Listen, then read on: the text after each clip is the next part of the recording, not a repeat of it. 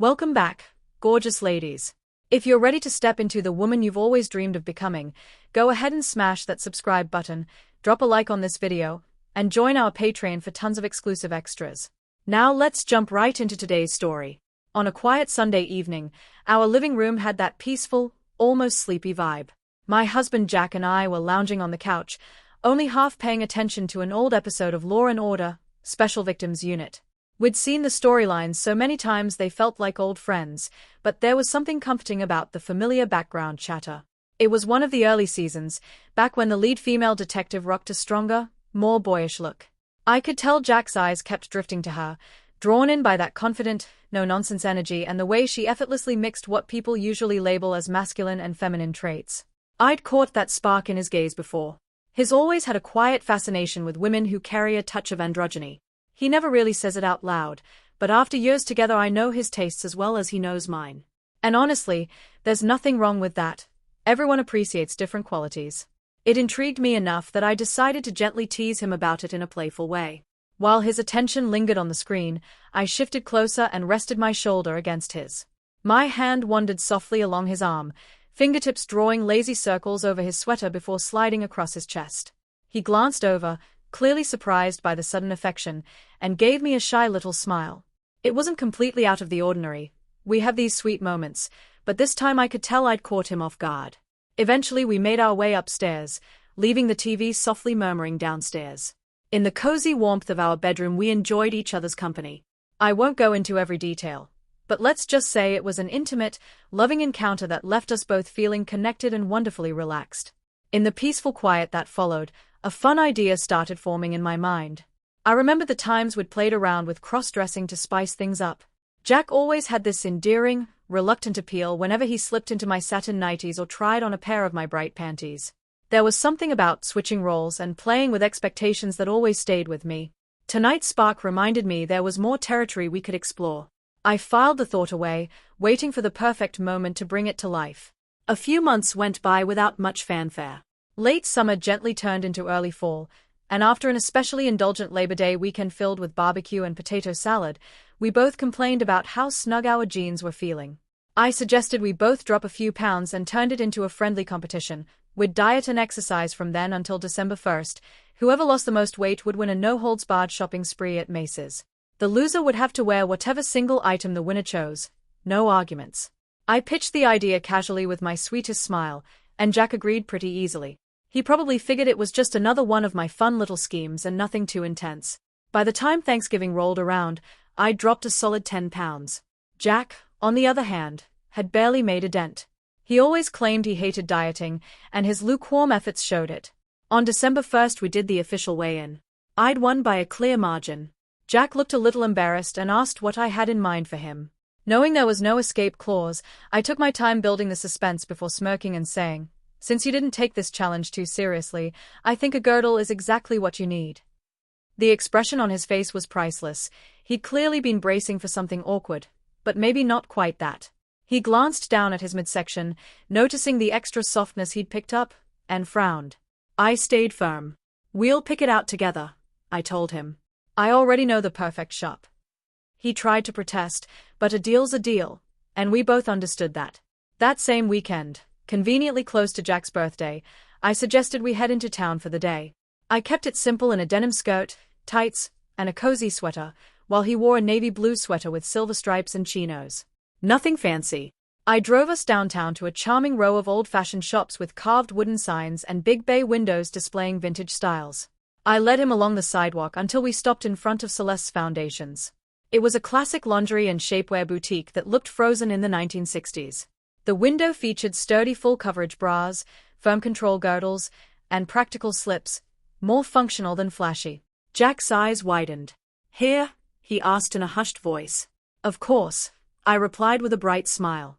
"They're famous for excellent foundations, just what you need, don't you think?" We stepped inside to the cheerful tinkle of a bell. The shop had that wonderful old-world atmosphere. Racks filled with girdles and corsets, neat drawers of bras organized by size, and mannequins showcasing supportive pieces.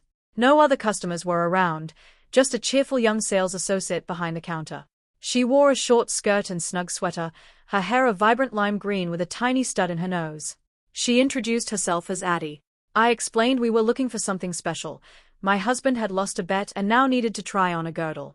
I kept my tone light and playful, like it was all part of the fun. Jack turned bright red and tried to shrink into the background. To his surprise, Addie took it completely in stride. She pulled out several panty girdle samples in white, beige, and black with different levels of control. "Which one catches your eye?" asked Jack, making him choose under my encouraging gaze. He pointed to the plainest white option. Addie took his measurements, much to his discomfort, and determined he was between sizes. "Let's have you try it on," she suggested, leading him to a small fitting room in the back. I stayed close to the door, listening to the rustle of fabric. He took longer than expected. When he finally stepped out, the girdle wasn't sitting quite right. His boxes were bunching underneath and creating weird lumps. I suggested he try a simple pair of panties underneath to smooth everything out. Addie brought over basic white underwear, nothing lacy or fancy.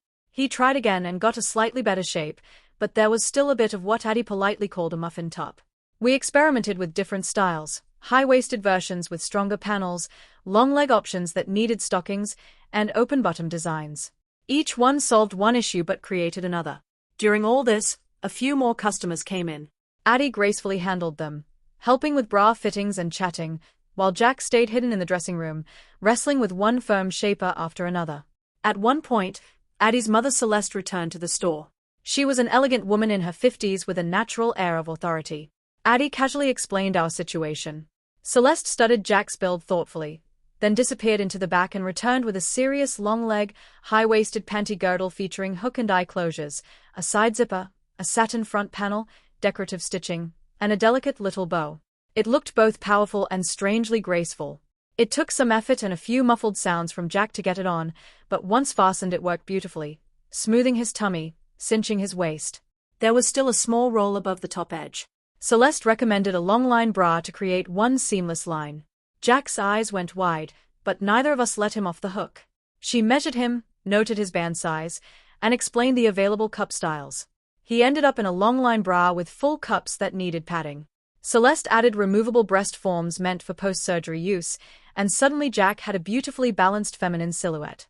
Next came the padded panty to enhance his hips and rear. The overall transformation was stunning. From the neck down he looked far more like a curvy woman than a man squeezed into shapewear. Mortified, he shot me a desperate look, but I was too captivated by the results to stop. "This is perfect," I declared. "We'll take the whole set." I happily paid Celeste, who seemed genuinely pleased to have assisted with such a unique request. When Jack pulled his sweater and pants back on over the new foundation, the effect was captivating. His chest filled out the sweater noticeably, his waist looked nipped in, and his pants hugged his newly rounded hips, giving him a distinctly bottom-heavy shape.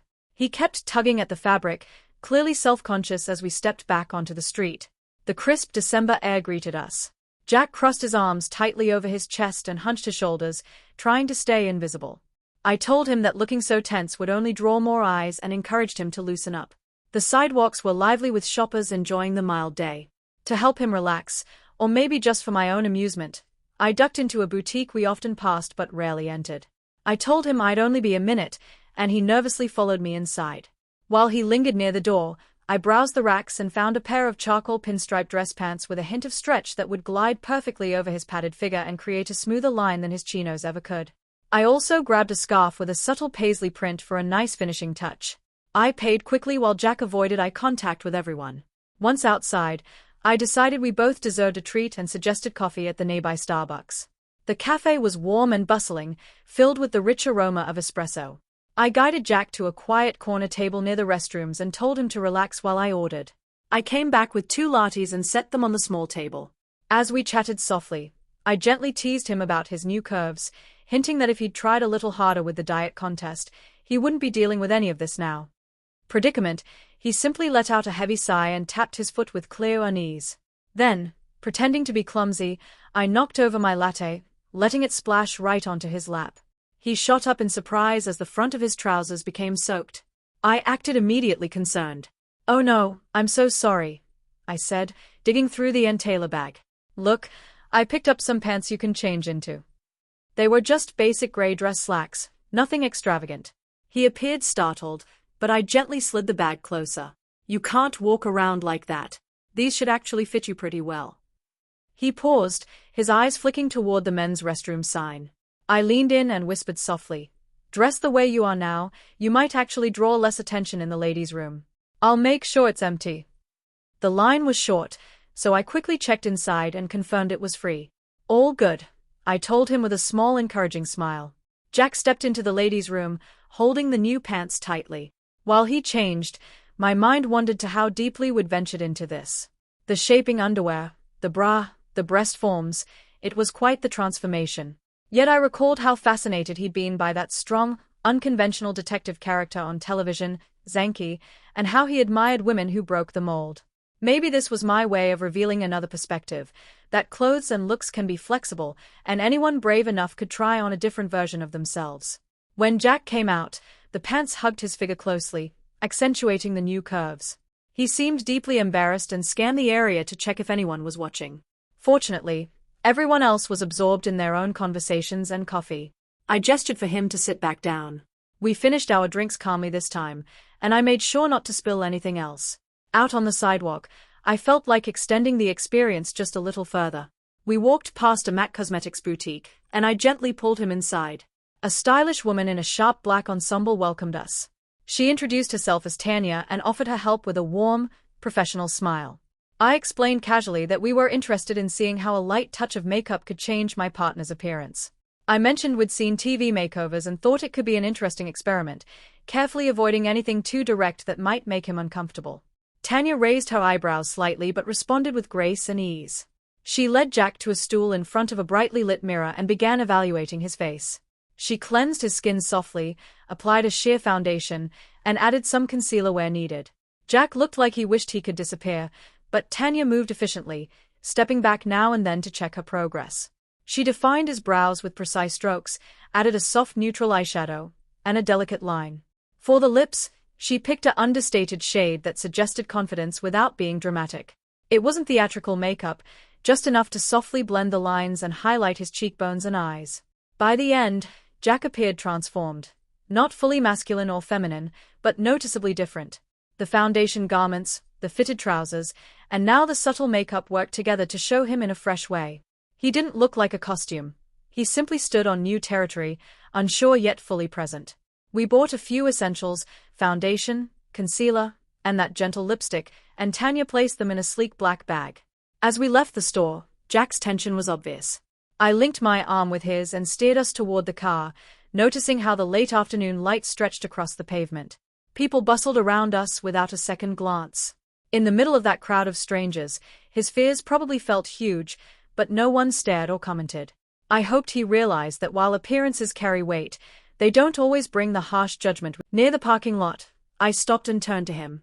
A light breeze stirred, making the scarf's edges dance. He looked drained and flooded with emotion, his cheeks warm with strain. I rested my hands gently on his shoulders, sensing the layers and padding beneath. Then I pressed my forehead to his in a quiet, intimate gesture of comfort. I followed it with a brief, warm kiss, nothing flashy. In that moment, I tried to convey without words that this wasn't about causing pain. It was about guiding him into new territory, testing boundaries, and exploring something meaningful for both of us. I hoped he sensed the deeper curiosity and openness to stepping outside our usual comfort. He stayed mostly quiet as we covered the final distance to the car. Inside, the leather seats felt cool as we settled in. The engine hummed softly while I drove through the familiar winding roads toward home. The day had been full and intense. I glanced over at him. He sat rigidly, sometimes adjusting his scarf or brushing his hand over the pants. His silence said everything. He was absorbing it all: the shaping underwear, the bra, the forms, the padded pieces, the new slacks, the makeup, all handled so matter-of-factly, like an ordinary afternoon of errands. By the time we arrived home, dusk had fallen and the porch light glowed warmly over the driveway. Inside, the space felt comforting and known.